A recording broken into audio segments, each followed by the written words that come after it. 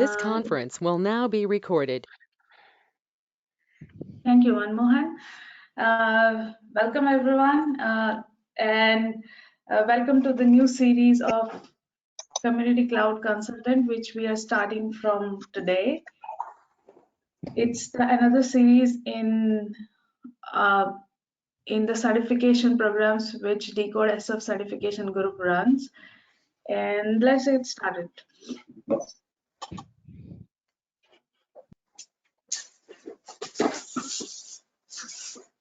So a little bit about myself. My name is Bhavna Panodha, and I'm Salesforce Amsterdam Women in Tech User Group leader. I also spoke for Decode SF certification several times. I am Salesforce consultant with Echo Netherlands. Echo is shoemaker company, so manufacturing company. I'm also doing a Rad Woman coach.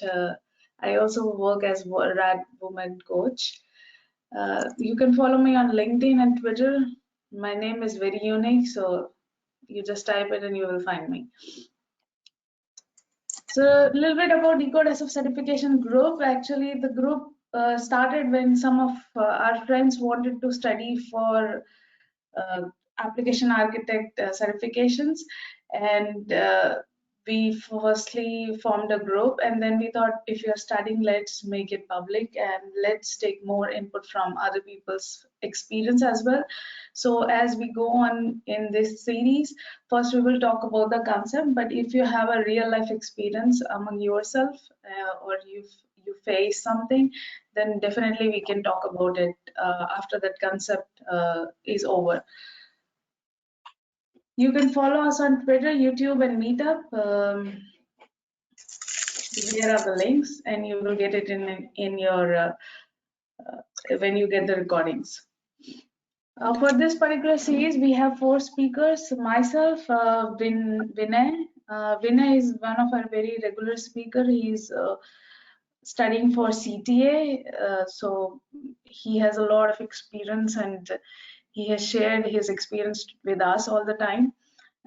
Then this time we have a new speaker, Gaurav Khetrapal. I usually call him sir, so I will say Gaurav sir. He's very down to earth person, and first time we asked, he said yes, so he's very helping. He is 5-time MVP and has 21 plus certifications, so he's also very knowledgeable. Then we have Manmohan. He's also working as solution designer in Infosys, and he's also one of our regular speaker.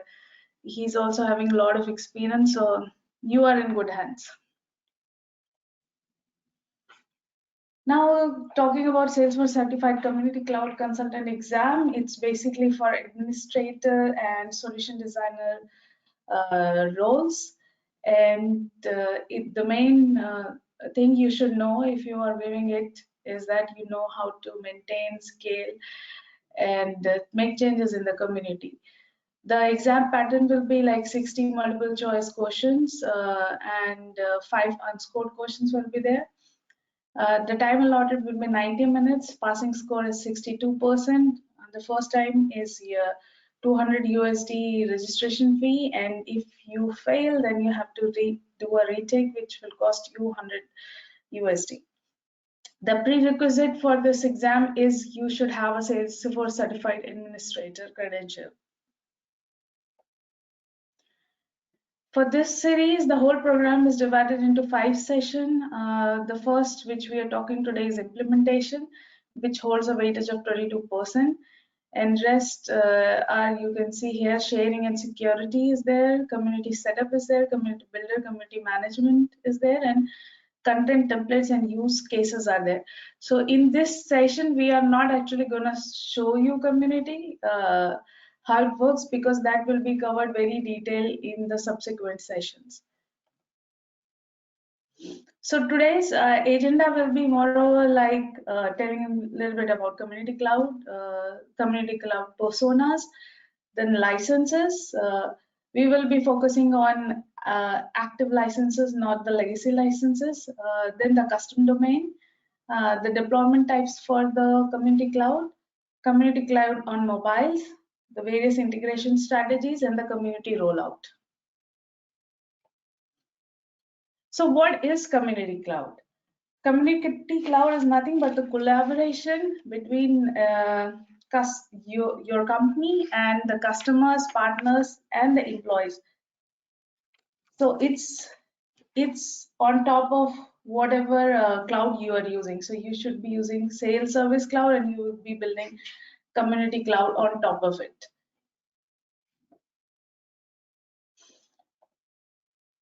How it will help? So some of the examples are for self-service. So suppose you have a huge customer base and you want to give some information to them, and you don't want to spend your agent's time to explain it to them. So maybe you can create your knowledge articles and publish it so that user can go themselves and check knowledge articles, and that will help them. In case if you are asking for any kind of information, like you are asking for product feedback or you are asking for ideas or something like that, then you are going to use communities. In case if you want to show some data based on different licenses, you can show different data. Like for some, you cannot show any Salesforce standard objects data. For some, you can show cases data. For some, you can show accounts, contacts, and other data. It can also be used to create something interactive, like you want to create trainings where you will give some articles, and user will read articles, and then maybe they need to answer the questions or something like that. Then if you want to access Salesforce information, very particularly like leads, contacts, campaigns, which are very crucial and important in the Salesforce org. So this is Community Cloud. So what are the benefits? For the end user, it's a benefit because it will save time, as I just talked about the self-service one. You don't need to wait for agents or somebody. You can just go and search what is your problem or what you are looking for. It helps in collaboration because in together with just searching for articles, maybe you can post question, and somebody who is on the same like your peers or the customer who are using the products as same as you, and they have something to say, they can actually help you. So it will help you in collaborations also, and it will be a unique experience, which is very, very important, because community can be highly customized and can be really branded well, which you cannot do with your actual Salesforce org. So when you are creating a community, you can actually put your company logos, your company theme, and give a whole look and feel that, okay, this is your company product. How it's beneficial to company? The saving time is, of course, another important stuff, because if nobody is bothering your agents or your employees regularly, then it saves their time. It's a saving because agents' time is money. You can get better products, because if suppose you are launching a product and you want to get feedback, or in general you open the platform for end customer to submit ideas, then you will have a lot of information and you can produce a better product. So you can use communities for that. Then it's affordable, and that's very important point, very, very important point, because community licenses are cheaper than standard Salesforce licenses. And standard Salesforce license cover a lot of stuff which you don't want to give it to your end customer. It's also mobile enabled. So nowadays mobile enabled is a very important factor. If most of the people use a mobile instead of desktop, and they want to use it any time of the day, not just when they are sitting in front of desktop. So that's why it's important. It's mobile enabled. You don't need to like build anything special. It's automatically enabled. Again, then there are a lot of integrations possible. You can integrate with your marketing cloud, your sales or service cloud. So it's very easily integrated. So these are some of the benefits. And even though this is so much available, still you have a very good control in the sense what data somebody can see, what information somebody can see, what action somebody can perform. So it's a very well balanced product if you want to cater a very large audience. You want to share your ideas and you want to gather some of the information, then it's a very good product, affordable also. This is one of the picture which I found in one of the trailhead it Salesforce. So it says it accelerates channel sales. It can be integrated with e-commerce. It measure partner performance, boost employee productivity, drive brand engagement, deliver online self-service. And I just talked about almost all of these things in a layman terms, basically. The next topic is about the community persona. So what kind of people actually use community and how you can categorize it. It's basically these 4 levels. The first is, of course, you need to have a customer to build anything. So first comes the end user. The users, they get to collaborate and they get support and they can learn. It can be used for customer, partners, and employees. If you remember, that was the very first slide because it's just a collaboration between these three. And we have already shared so many examples like browsing and reading feeds, interacting and content, how this can be used. The other important persona is the community manager, whose responsibility is basically to understand what exactly you need community for and how you can strategize your community. It's basically somebody in real world, if I talk about, it will be more of a like a product owner who actually sees the product, sees the long time uh, what could be the long term plan for it. So that is something for community manager who will look for the long time planning and sees how they can nurture the communities further. It's more of a what kind of role it can be. It can be for sales for the administrators. And example is like they are moderating form, running reports and health, so they can keep and check, communicating with members to see what they need and how they can actually enhance it. That is community manager. The next game is community admin. So as the admin terms itself defines, admin is somebody who is responsible for maintaining day-to-day activity. So here also it's community admin is maintaining day-to-day activity, giving members access, permission, configuring the platform. So it's the normal admin, but it's more working for community platform. The type will be advanced Salesforce administrators because they should know more than the regular administrator. What they can do is they can control and define the sitemap, permission and access, controlling information architecture. So these are some of the activity they can do. The last set of persona is our community builder, who you can say as more over like developers. So they are the one who actually do all the customization. They make changes in how the community appears, how the community functions. And the typical example are the Salesforce consultant for that. And they use their typical day activities, building components and template, customizing page layouts, modifying the community appearances, and so on. So that is community personas. Moving on to next slide. Yeah, so most important question is, do you need community user licenses to create community? So for creating community, you actually don't need community license if you are on enterprise performance or unlimited orgs. You can create up to 100 communities and no partner, but you cannot use partner central templates. So you don't need actually community license to create communities. What about if you want to access communities?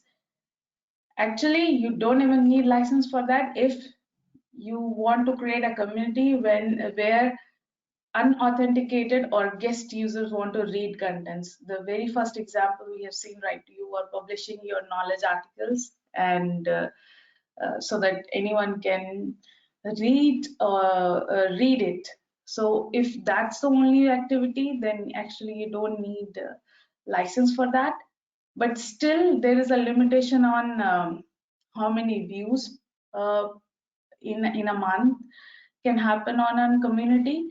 So that we will talk a little bit later.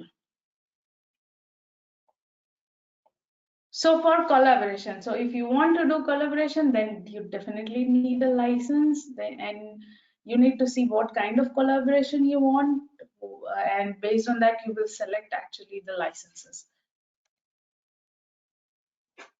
This is important part, the community user licenses. So here, if you see, there are 6 listed licenses: customer community, customer community plus, partner community, Lightning external app starter, Lightning external app plus, channel accounts. These are the 6 one. And if any of you have been reading or maybe have worked earlier, you may be remembering a lot more licenses like customer portal users or high volume data user, and many more gold partner or something like that. But those are getting a legacy, those are now legacy licenses, and the whole community umbrella now basically consists of these 6 licenses. So I am not going to go in detail for those legacy licenses, but if your company is using it and you feel like you need to upgrade or make changes, then you can contact your account executive, and the account executive can easily move your licenses to the new one, the most relevant one. But Salesforce is still supporting it, so nothing to get manic about. So how you will decide which community license you need? So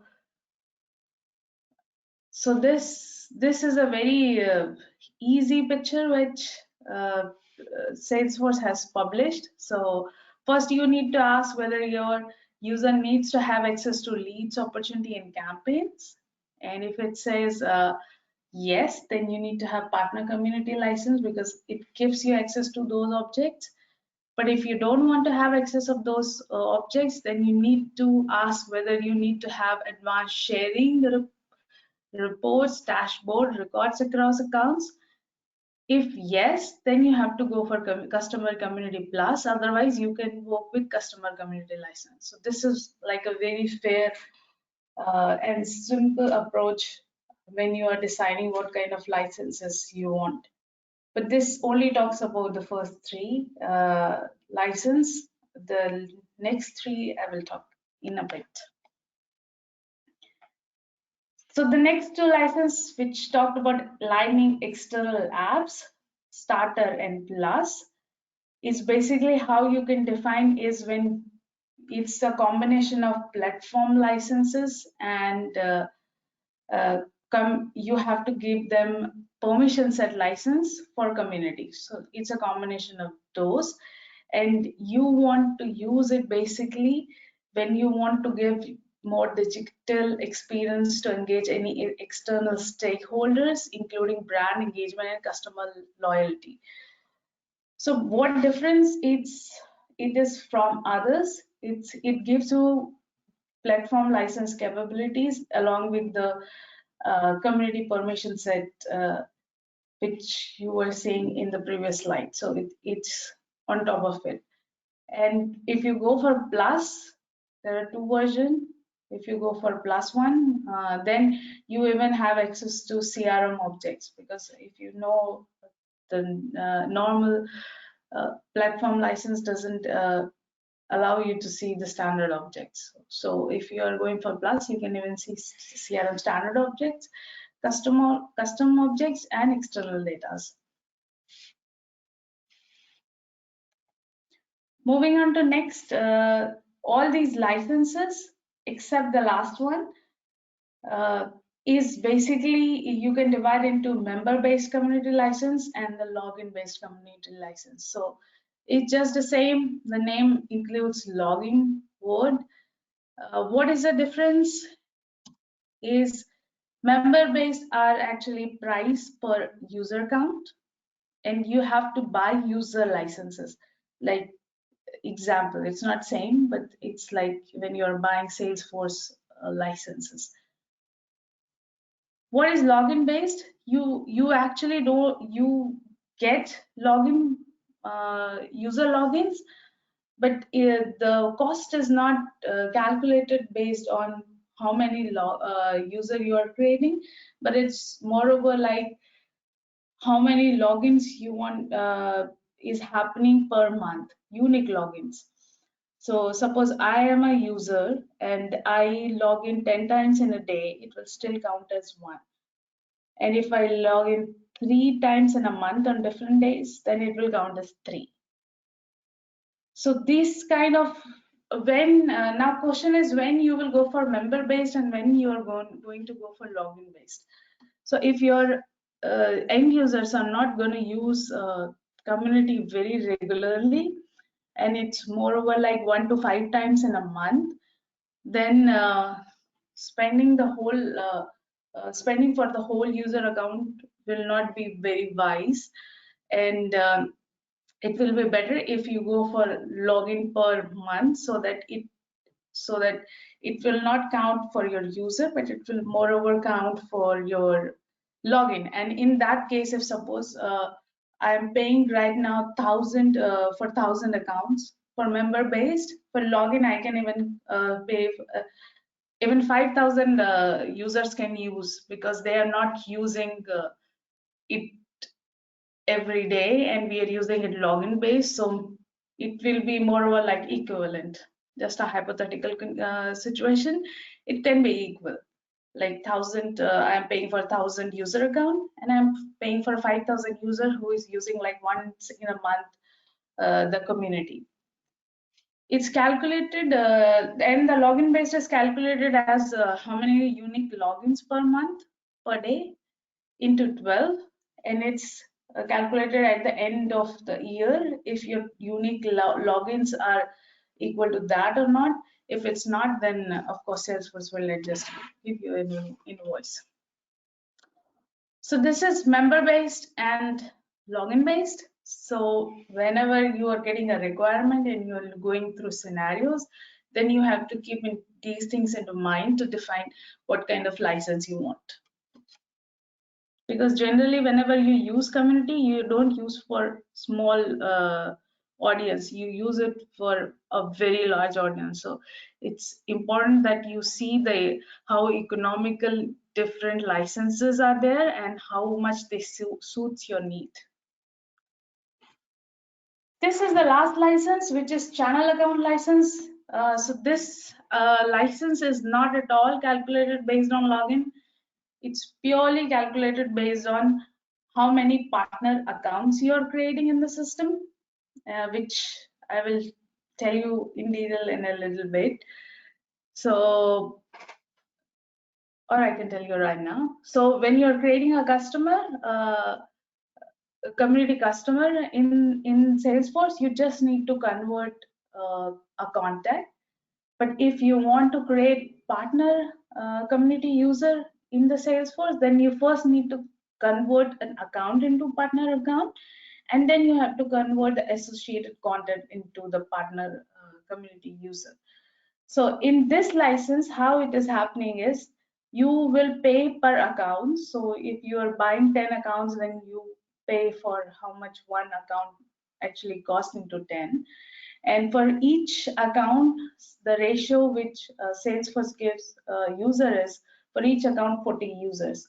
And if you want more of that, then again you have to contact your Salesforce account executive.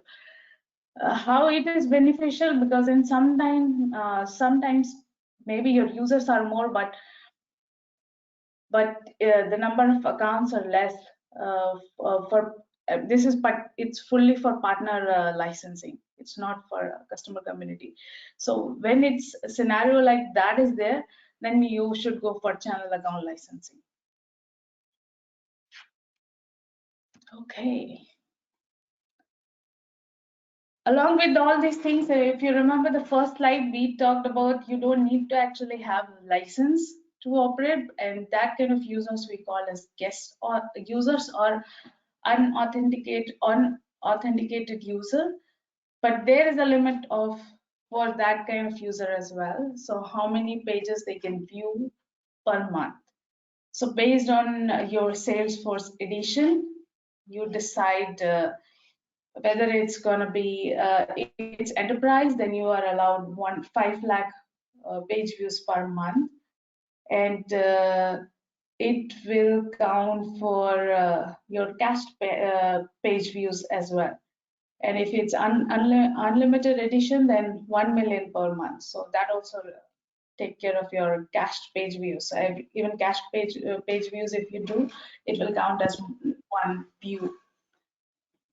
Along with that, there are some other points which will be taken care when guest users, how much guest user is actually count against, like page views are the bandwidth and the server request, which you can see later. Bhavna, just sorry to interrupt you. On the previous slide, I just want to add in a point that even if you are not using the community cloud with a regular Salesforce license, also you get a guest user access with site.com, and that is also available. So just to add in a point from my side. Thank you, everyone. Okay. So we have a very detailed comparison chart about what are the differences between various licenses and what you can access and what you cannot. But I found this kind of a cleaner view here from one of the website called Advanced Communities. So thank you, whosoever has written it. It says that what is available for one license type, like for community license, you have all these options available: cases, charter, knowledge, ideas, Salesforce account orders and contacts. When you take customer community plus, you get all these three information extra, like reports, a dashboard, role-based sharing, access to task and reminders. And with partner, you get, of course, standard Salesforce objects and task and events. This is the difference between Lightning Platform Starter and Lightning Platform Plus. You get activities, tasks, charter, knowledge, identity, report, dashboard, advanced sharing, Salesforce mobile app. And with Plus, you get access to custom objects and API calls as well.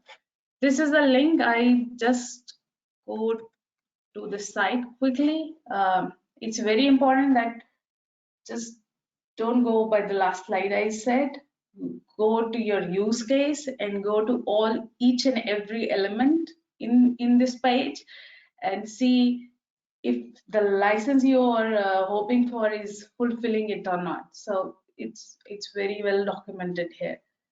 If you see everything, account, asset, and which license type have access to it or not. So yeah, everything is there. That is there in the slide, and if needed, we can post it later on as well.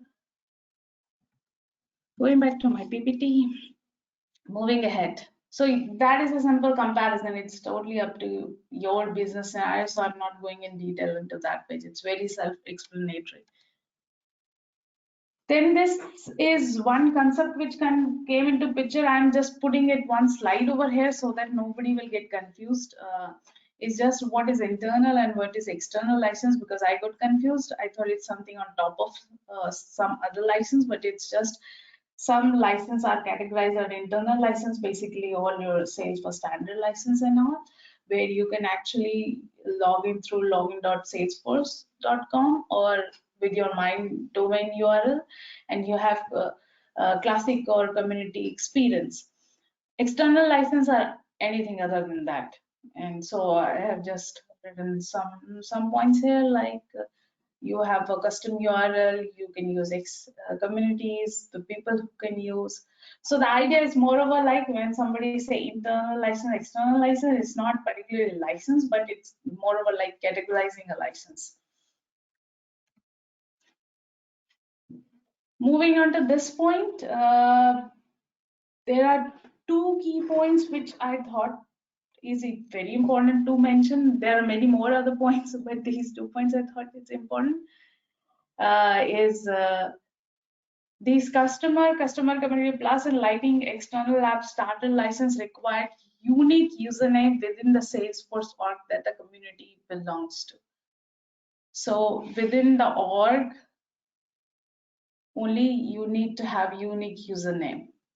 But employee community, Lightning external app plus, because if you remember, this is moreover like accessing a lot of Salesforce objects. So these usernames should be unique across all Salesforce orgs. So it's basically how you are using your current username pattern, like your username should be unique across all Salesforce org. So this point I thought it's important, so just put it. And partner user, I just state that you should create first partner account, then create partner user. You need to first enable communities, and you have to give custom domain name when you are starting the community, and this you cannot change, so be mindful and give a good name. This is about community settings. Then creating user, if you're creating customer, first of all, any community user you have to create through contact. You cannot create directly in the user. You first need to have a contact in the system, and then you convert the contact. So you have various, you can see various user licenses here, and as I said, right now in community only 6 are prevalent. Rest all are getting into legacy, but they're still showing it. So this is for community, and this is for partner. For partner, you first need to convert your partner. If you want, I can show, but it's pretty straightforward, so I'm not showing. Maybe we can club it into another session.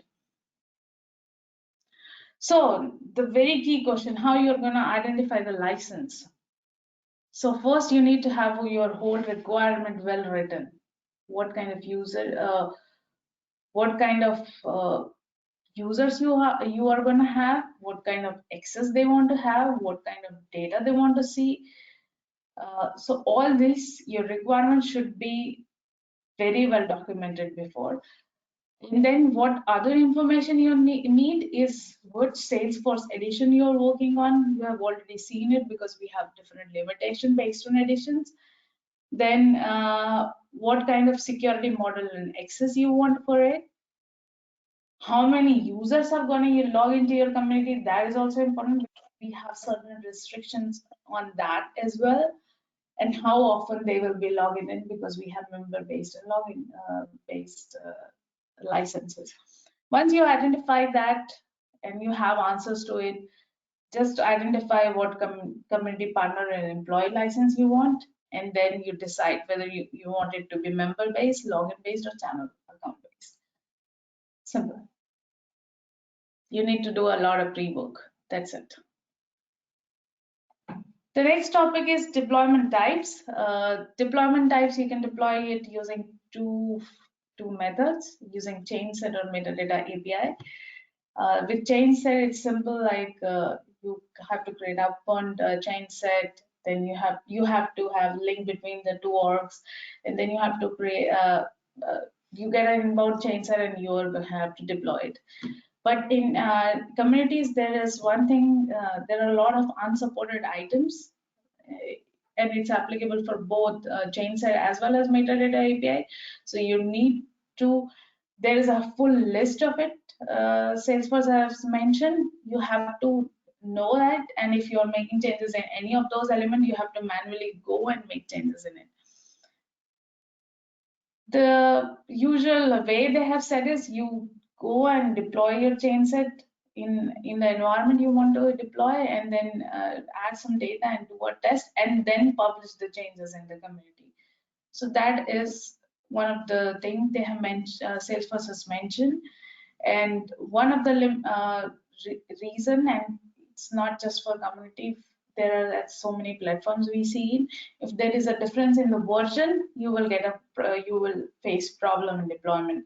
So if your target sales org is in lower version than your source sales org, then you will face error in the deployment. Like if your production is on API version 45 and your sandbox is in API version 46, then you are going to face problem.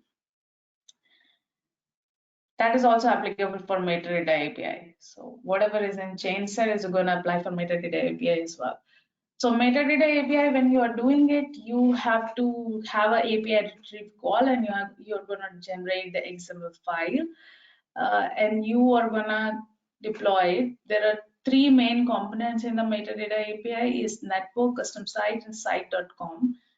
I'm not going to explain it because then it's going to go very, very technical, and today's session is not like that. Changed profile info should be included. That is, if you have changed any profile. And if you are renaming any community, then you should be aware that you should first change the community name manually in the target org and then do the deployment. Otherwise, you will face problem. The last point is templates. So with templates, actually, they have given a special privilege of exporting the template and importing in another organization or org. So that's on top of JSON and metadata. That is all about deployment types. Let's go to communities on mobile. So both org and user should be for somebody to use mobile. Your org should be also mobile enabled, and your user should also be mobile enabled. And for somebody to use it through Salesforce for Android or Salesforce for iOS, that user should also be API enabled. So when all these things are enabled, you can actually access communities on mobile. This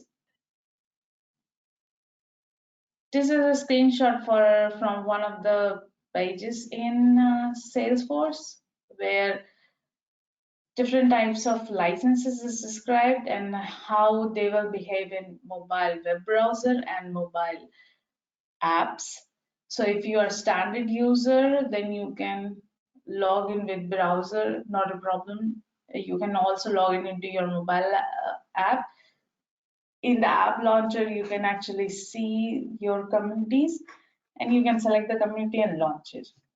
If you are an external user, then you actually should know your community URL, and you have to add 1/1.app in the URL, and you can run in the web browser.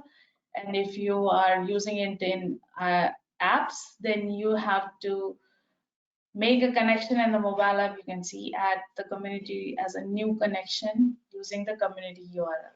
If you do like that, you can actually access with these licenses as well. With unlicensed user, mobile apps are definitely not supported, but you can of course use it through mobile browser because of course unlicensed user are the guest users. This is about mobiles, and this is my last slide.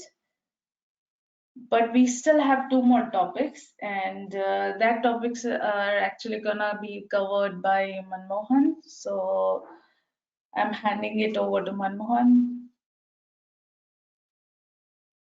Hi, Manmohan. Okay, thanks, Bhavna. So let me just share my screen. Meantime, guys can ask questions if they have.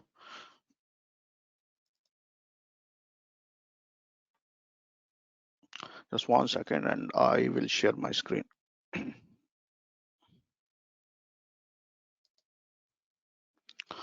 Hi Bhavna, I have a question. Might be Hi. a dumb question. So I just want to understand the basic difference of the portals and the communities. Yeah, it's not a dumb question. I also got confused, so it's definitely not dumb. So actually, portals were moreover like a legacy now. They are Salesforce is actually renamed portals as communities. So they are no more like kind of want to promote portals. They want, because communities have much more features than portals, so they are promoting communities now. Everything Okay. a portal has, community already has something, all of that and something on top of it. Okay. You have different portal licenses as well. As I said, high volume user, gold partner for partner communities, and community portal user, partner portal users. Those are all legacy licenses and kind of a legacy system. Okay. Okay. Thank you. Okay, thank you, Raghu. Thanks, Bhavna. So, guys, I am gonna cover three very interesting topic. One is about if you want to integrate your portal. So, what all the approaches, integration approaches you are gonna consider. Very important and interesting topic. I will also talk about community rollout plan, what you should do pre rollout, during the development and the manage phase, and then once you roll out, what should you do to make sure that your portal is not going to die soon. So I will talk about that plan, and then I will also talk about community licenses limitations. These limitations are important to know because first of all, that will help you to know and decide which license you're going to use based on your community roadmap, your community objective. And at the same time, from an exam perspective as well, it is very important that you should know the limitation, because there are 6 or 7 standard limitation, but I am expecting at least 1 or 2 questions from there. So it would be easy for you to score in the exam, because if there are 6 7 limitation, if you can remember that, that will help you to get 1 or 2 questions in the exam. Okay, so let's start with the first topic, which is about the integration use case. I will talk about basic integration things. I will not go in detail because integration itself is in a very complex thing. So I will just touch upon on the terminology so that you understand it. And your questions will be also based on the terminology. They will ask you which integration approach you will take and adopt in certain scenario.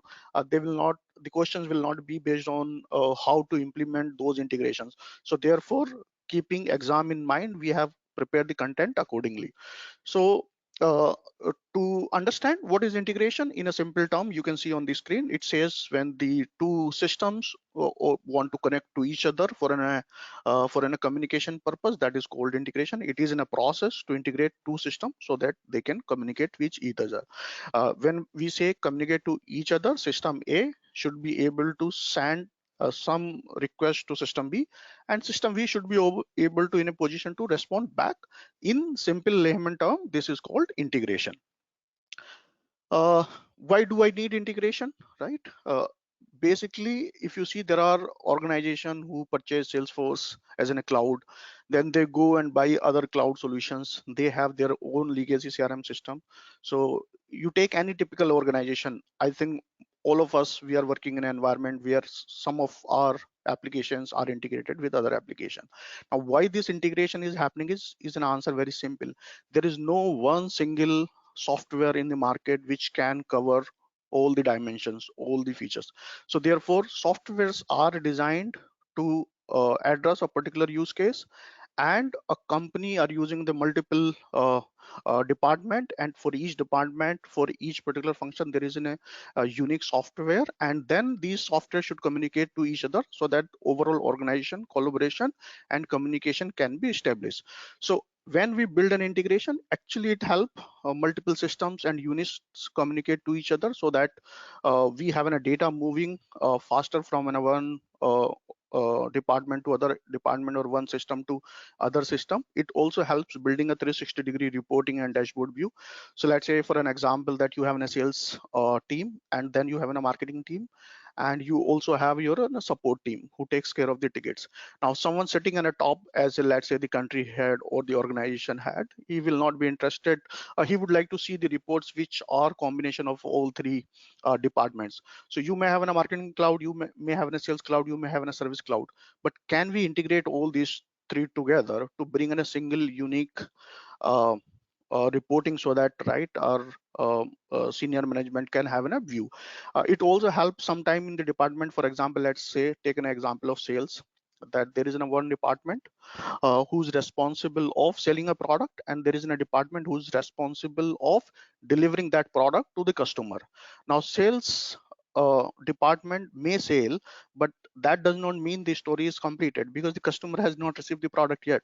So your sales will only be completed when your product reaches to the customer, and therefore it is important that a sales system and a delivery system, or in a fulfillment system or an order system, communicate with each other uh, in a way seamlessly, so that the order processing can be faster.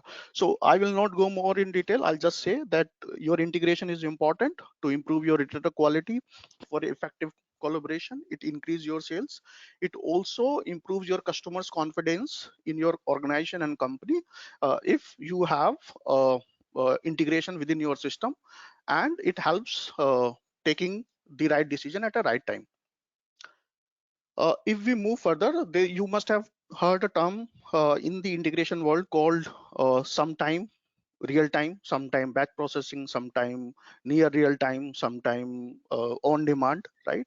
So to understand, uh, real time integrations are where system A sending a request to a system B received it, process it, and respond could be in a positive or negative.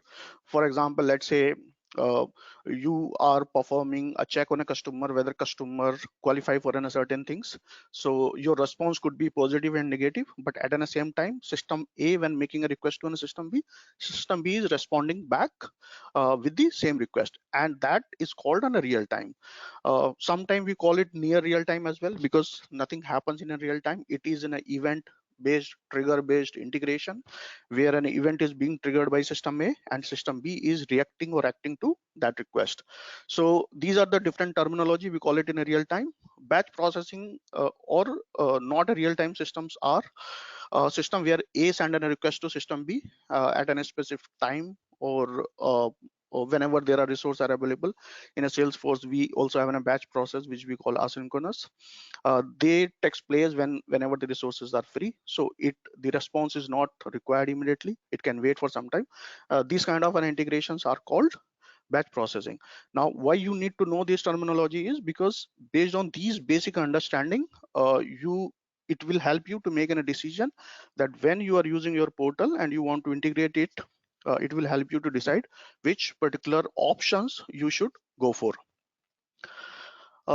Moving to the other terminology, which is very common and confuse a lot of the people who are not developer, is synchronous, asynchronous.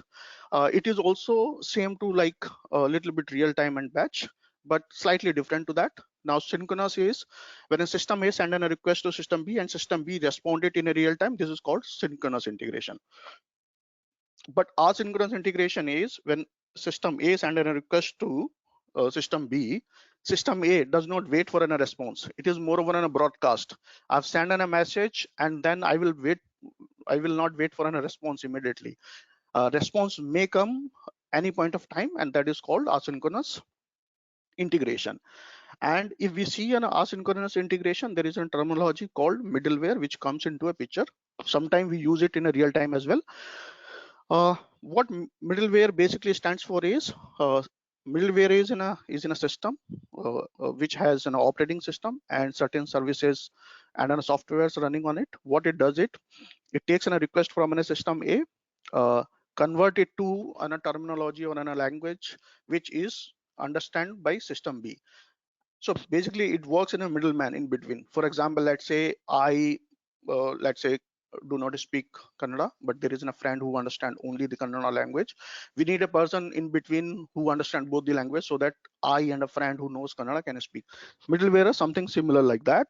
In that terminology, it receives a request, process this request, pass it to system B so that system B can understand.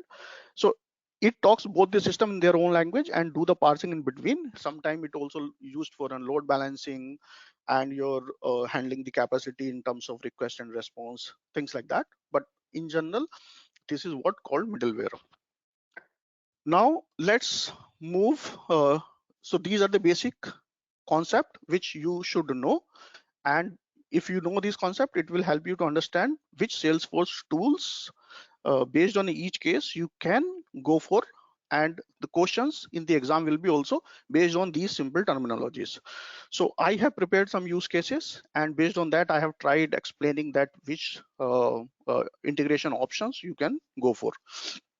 I have also given a links of an article which I have gone through myself, find very interesting. I have also taken a couple of inputs from these articles. You can also take a screenshot of this, can read these articles by your own, and I'm sure you will definitely learn something.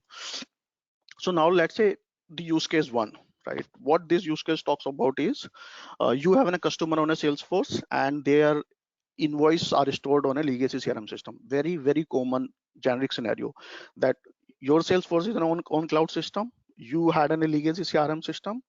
Now you don't want dump everything from legacy system to Salesforce, because if you do so, your Salesforce will become legacy.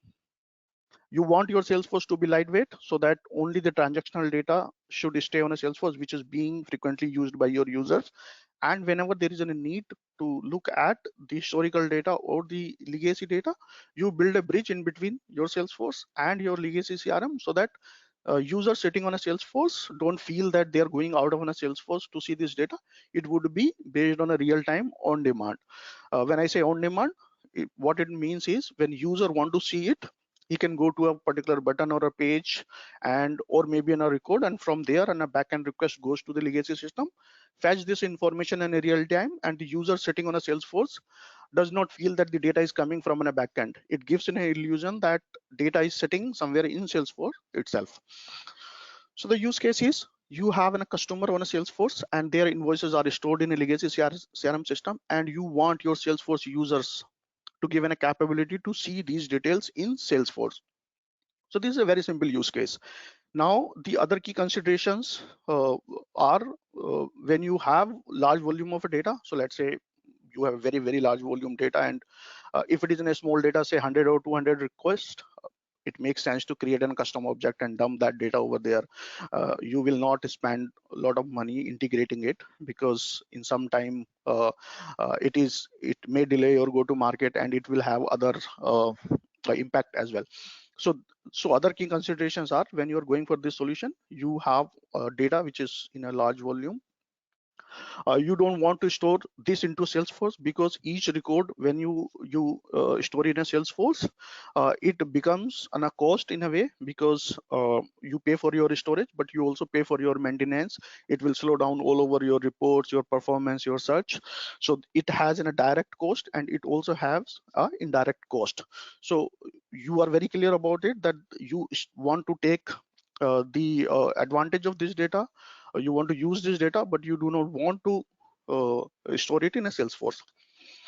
You need it in a real time and an on demand, and you don't want to edit it. For example, this data is only for a read-only purpose. There is no need to edit it and things like that. So if you have this use case, and let's say you want to give this capability to your community users or on a partners sitting on a partner portal, which integration tool you will go for? Anyone would like to try that?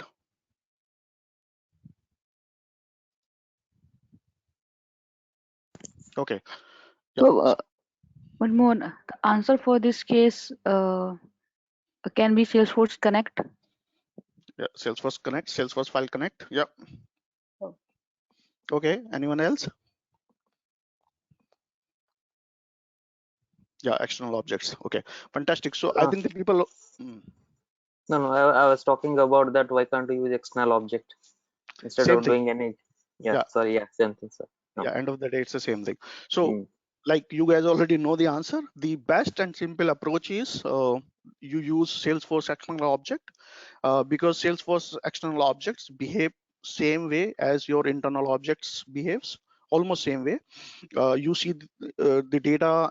You can make an external data source where you given a URL. I have given a screenshot of it.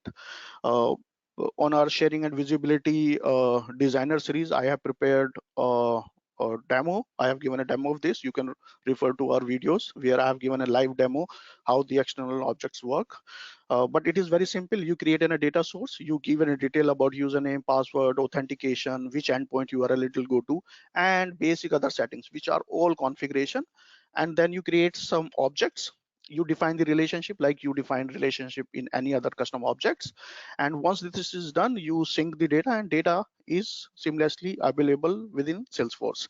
So this is in a very simple approach. You guys already know that if this is a scenario, which particular concept you need to use.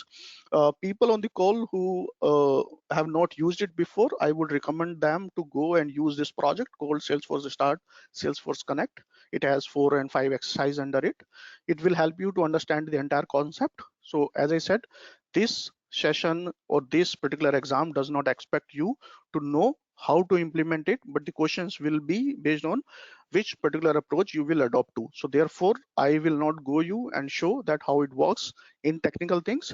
If you want to do it your hands-on, please refer to this particular trial hand module.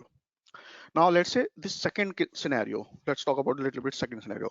Now you have a requirement where your business want to go to market, your faster go to market, and you don't want money on maintaining the code base.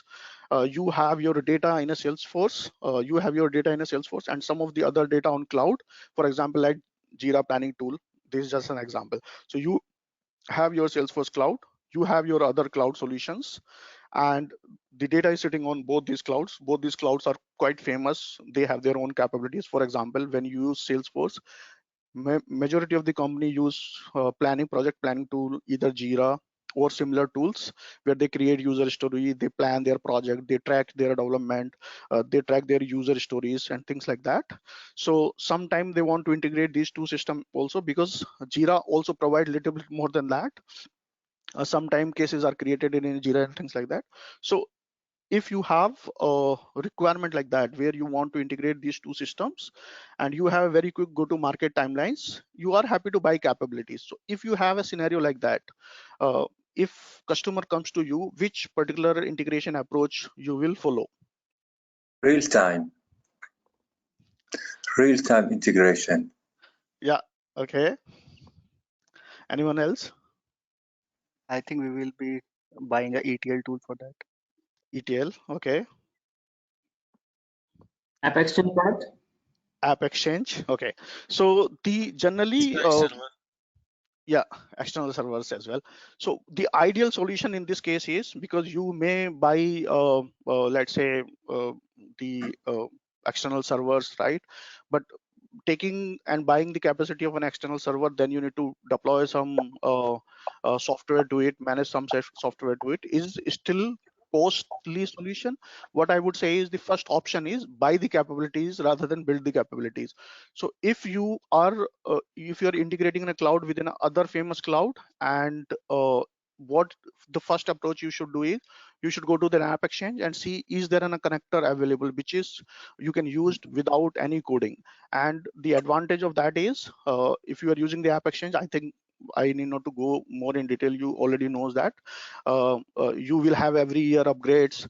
The App Exchange companies maintain their own product roadmap, and you can get the advantage of all those features which are coming, and then they maintain their own code base, release, everything. So your company can still focus on your own core business, and then there is a company who maintain the software for you. So definitely, even a scenario where you want to integrate Salesforce to a non-Salesforce cloud product, which is quite famous and available on App Exchange, definitely go for an App Exchange, buy a connector, and integrate these two systems. So in exam, you may have any questions coming up in a way where they will expect you to know some of the App Exchange product. There could be any questions in a way that, let's say, they want to integrate it with Jira, or maybe for a SharePoint for that matter, and or maybe for a doc generation, things kind of thing. So you should know that what solution or how to answer that question.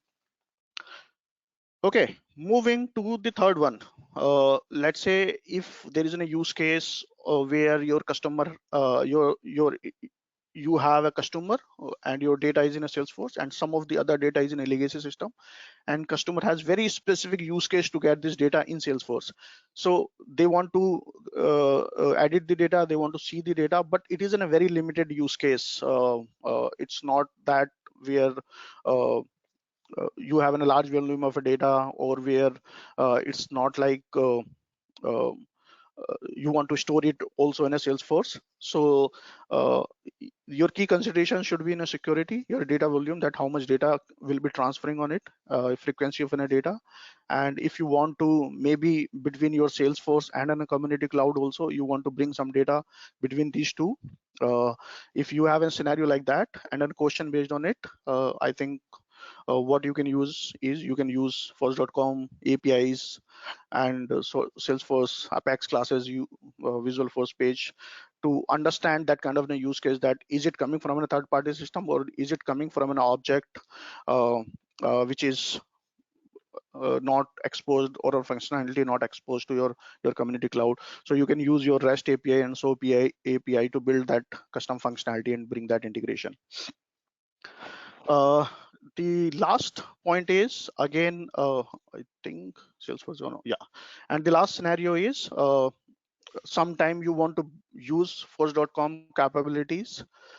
This use case is not related to exam, but in general, because I was covering everything, I thought of covering this as well. This is in a general scenario where you want to use Salesforce capabilities, Force.com offerings, and also the partner offerings, and you want to build a functionality which is more common, used by all other partners, and it's not available on an app exchange. And you see that this is in a unique use case where a lot of customers are building their own in-house softwares to fulfill their need. And what you can do is you can use app exchange, you can make your own app exchange marketplace using the other capabilities like Force.com, Canvas, Heroku, and then also Salesforce out of the box capabilities like process builder, automations, custom objects. You can combine all those and you can come up with your own app exchange as well. So these are the 3 or 4 integration use cases. I think the questions would be, I will not go further in detail about the integrations. I'll keep it as it is. But if you see anyone see any questions, whoever attend this exam before going outside this scope, then let us know. I think we will try to include that as well. But keeping focused on the exam, I think most of the questions would be covered on these 3-4 scenarios. Okay, I have one question for you. So I think the people has already answered it, but same question. So I was searching on a Google and I found this question. I find it is relevant. So what it says is, UC recently built in a community for its customer and store customers' bills outside of Salesforce as records. UC want to allow customers to search for these bills invoice from a Salesforce. Which Salesforce feature should be Community Cloud Consultant recommends? So I think we have already said it. It's in a File Connect. People have already answered it. So this is the right answer. Okay. So I'll take a pause here. I will take a question if you have for me. Otherwise, I'll go to the outlining the considerations for a successful community rollout. Manmohan, Dharmendra here. Hello. Yeah. Yes, sir. Yeah. So Manmohan, see, when you are having a differentiation between the external service and REST API, what is the key point we should consider? Means either we see both will be used for connecting in a synchronous mode. So what should be the key point? Whether the other system has some API that could be exposed, or it is that we know the database of the other systems, we know the tables and everything. So on that basis, we can use external objects. What will be the key points? So the how to use external object using a data source is depends. Yeah. So please go ahead. Okay, so the 2 things, right? Making inbound outbound integration completely depends on the system. For generally, if we go back in the legacy, generally people used to connect with the database directly. They used to make, I remember when I was working Java, JDBC, ODC data connections. But you have a risk when you expose your entire data to someone. So what people started doing is they have built in a web service layer top of it. Now this web service layer only gives you access on a certain objects and table which you want to expose to, and on those tables also you can restrict the operations you can perform. For example, let's say if we see the Salesforce standard WSDL, it also gives us certain operations which we can perform, and top of that it also controls how many records or how many DML operations we can perform to in one single shot. So when we deal with these external services, we know that what kind of operations they support. We can make an inbound call, outbound call, and we can use either REST and a SOAP, which is your kind of an messaging system. It depends on a kind of a structure goes request, whether it contains the entire object as an XML or it only contains the subset of it as an REST. So that is the mode you integrate these two systems. Now coming to the external object, it is kind of an integration actually, where we give a kind of an Salesforce provide that connect where we can configure the endpoint. In the real integration also we connect the endpoint, but the only thing is it is only available if the other system is ready to host it as in a data source. So if they are able to allow you access through an endpoint and a username and a password, and if that data source is accessible, if the structure of the data source and the table is same in a Salesforce, and your data source table relationship is also maintained in a Salesforce, you can use the external object. Otherwise you need to go for inbound outbound integration. Hope that answers your question. Yeah. Thank you. Okay. Yeah. Okay, so this is about integration, guys. Any other question for me? Otherwise I'll go for quickly into a successful rollout, community rollout approach. I am not sure what kind of questions would be based on it, but couple of key things you should know. What I have tried is I have gone through some of the article, and I understood that basically you need to spend time on three important things: is pre-rollout, during the rollout, and the post rollout. So you basically when you launch any community for your partners or for your customers or your for that matters for your service cloud, sales cloud, basically you take inputs from all three clouds if you are using it: marketing cloud, service cloud, sales cloud, because these three your community portals can gonna reduce load from all three clouds. Sales cloud, it will help selling it more because partners and your customer can go to the portal, they can place their orders, they can track their orders, they can see where the order that sits. If they want to change in the orders, they can also do all those things. So your portal can help your sales cloud.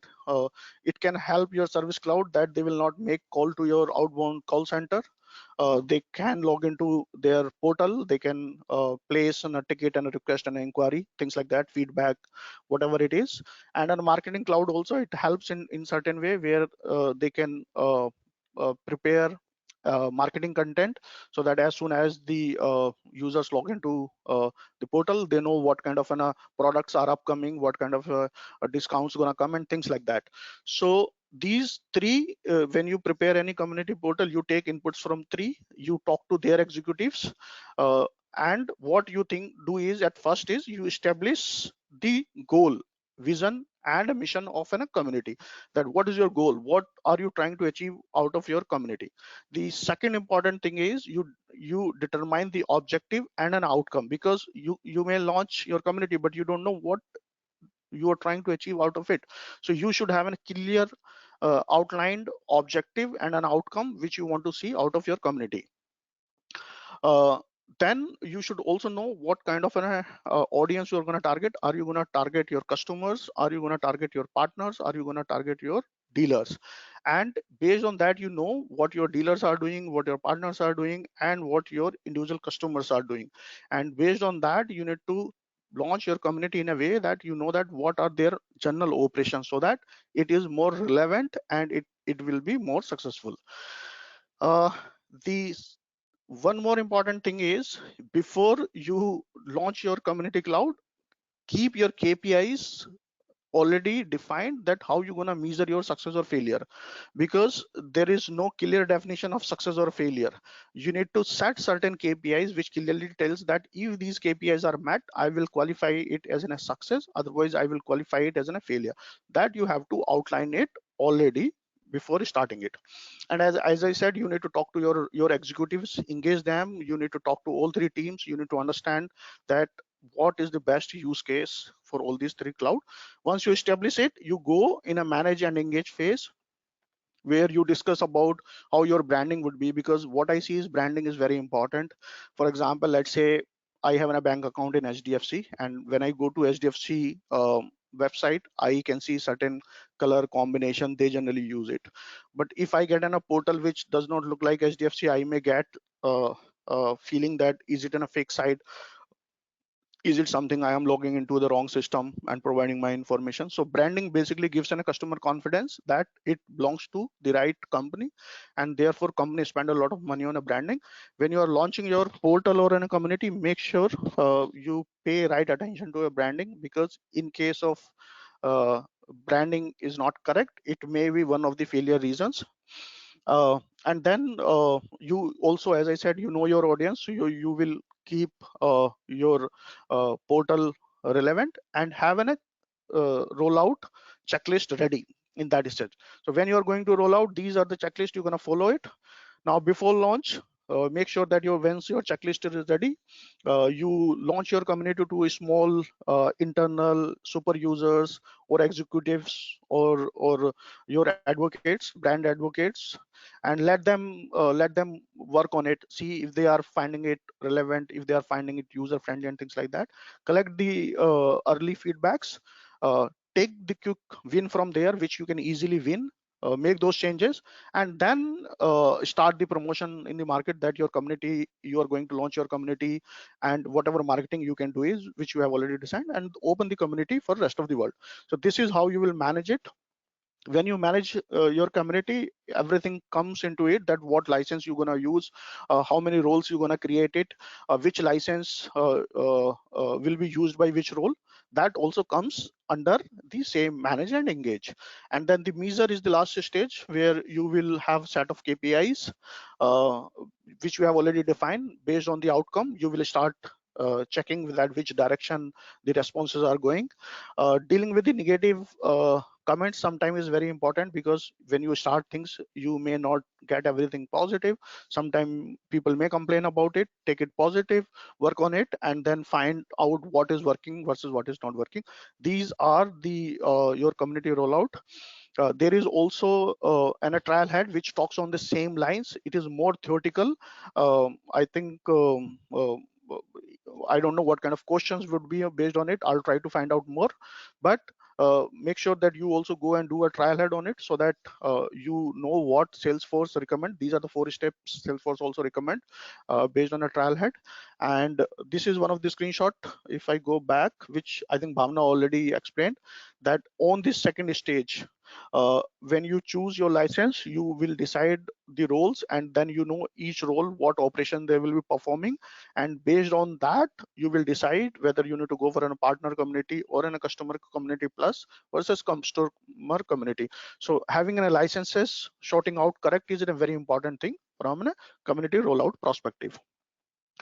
Now before I go to the next slide, limitation, I'll take a pause here, and I would like to hear somebody on the call if they have implemented communities and they want to share their experience on community rollout.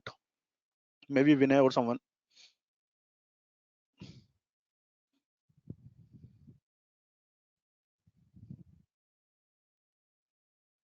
Yeah, so thanks, Manmohan. Okay, so just to iterate on this particular stuff, okay, I think one of the main, if you do not have an aim to have a community, then basically do not introduce a community, because you also need to have a manpower to manage the community. For an example, people asking questions or something like, or making a query, or for an example, if you allow to have a cases to be there on the community, or their energy bill payments, for an example, such kind of a scenario, and if suppose they face a problem, problem, and if they want to connect, also think about a little bit more in future. In also in the community, you can have the various channels with respect to the case management, chats, for example, the CTI solutions, for example, over there, so people can connect back to the agents over there, and also to make sure that people get engaged on the community. Also might be in a future session, we'll also talk about the moderations of the community that comes in a picture. That's very, very important aspect. For an example, people are talking on a chatter, and if they're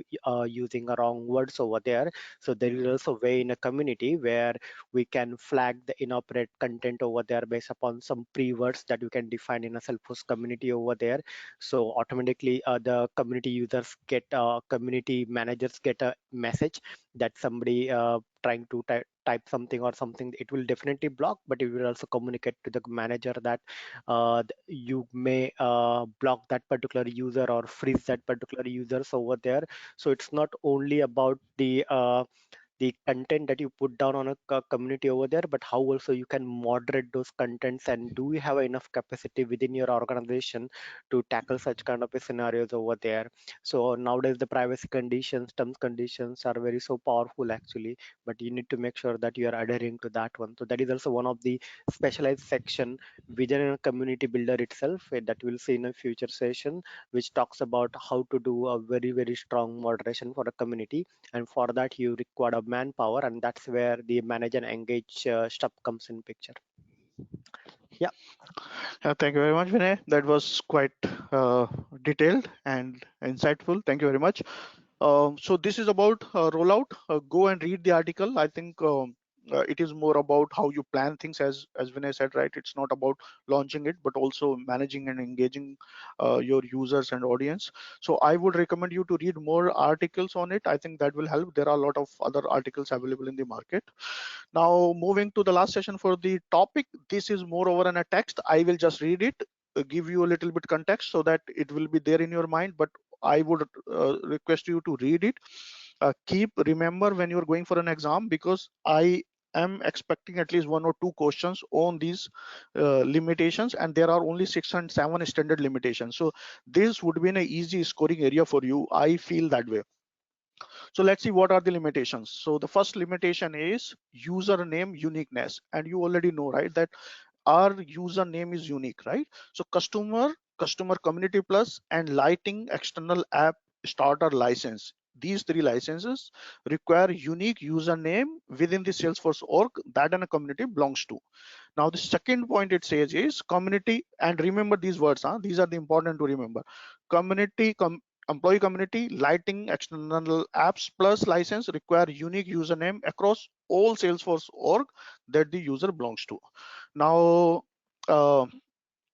this is a little bit confusing, but just remember, I think Vinay has put the link as well to read out. Guys, if you can just copy it, I think it will be helpful. Now I have a question here, which is, I think, commonly used. I think we have also used this question before. Are usernames unique across all the Salesforce org? Because this talks about uniqueness of the username. Yes. Across all the orgs? In entire Salesforce ecosystem. Okay. Well, it may surprise you. The usernames are specific to namespace, and for production, sandboxes are different. You cannot have the same username for NA and NA1 too, or CS1 and CS2, but you can have the same username for NA1 and CS1. That is what the documentation says. So usernames are unique, but within this namespace. So it would be interesting to check if someone has an experience where they had this issue before. Okay. Okay, so just on a point to remember, I think it's not something important. Sometime there could be a question in the exam pointing it, and if you know it, I think it will help you to score. Okay, the second point talks about partner community licenses must be associated to business partner account. Now let's read it carefully one more time. What it says: partner community licenses must be associated to business partner account. So you can only enable the partner community license when you have partners in the system and you have marked any account as partner. Okay, so that is what it says about a user with a partner community license must be associated with business account that is enabled as partner. So you can give a partner license when you have marked account as partner. Partner user cannot be associated with person account because person accounts becomes customers, not partners. Partner community licenses do not require a unique username, which leaves the username uniqueness requirement up to you. This is little bit contradicting to this. What it says, partner community licenses do not require a unique username, which leaves the username uniqueness requirement up to you. It means when you define the portal, you have an option to mark this unique versus non-unique. If you mark it unique, it will stay unique for rest of the org life. But if you keep it non-unique, it will also work. I think it would be interesting to test that if you don't mark it unique and if the two user gets the same username, how does it identify that which particular user is logging in? So that would be interesting. If you anyone have seen this before, you let me know. I will try it myself. Moving to third and fourth. Third one is very simple again. It says users with community and partner licenses cannot create or update email templates. It is just a statement. You need to remember that community and partner licenses cannot create or update email templates. That's all statement. It is a limitation. It will stay as it is. Now point number 4 talks about if your customer community licenses support sharing sets. So you have a customer community license which supports sharing sets but not support sharing rule. Sharing sets and sharing rules are different. Vinay in the next topic is going to cover it, but just to give you a heads up, sharing rules we already know, right? Where we write in a rule based on declarative sharing rule or based on the owner or based on a condition, we can write it, and then based on that our org starts sharing the data. We can share it with the group, with the users, role, subordinates, and things like that. Sharing sets are different. So sharing sets grant community or on a portal user access to any record which is associated to an account or contact that match the user's account and contact. It works in a community. For example, let's say the cases associated to account will also have access. If we have given account access, all the cases associated to account will also, the person who has sharing set access will have access to it. That is what it says. We'll cover it more in detail. Don't worry about it. And to use such features, your community member must have the community plus or partner community license. So again, it is a statement. You need to remember it as it is. When an exam comes, you need to clearly remember which license got what so that you can answer the right option. And the last one talks about customer community high volume partner users, customer community user licenses.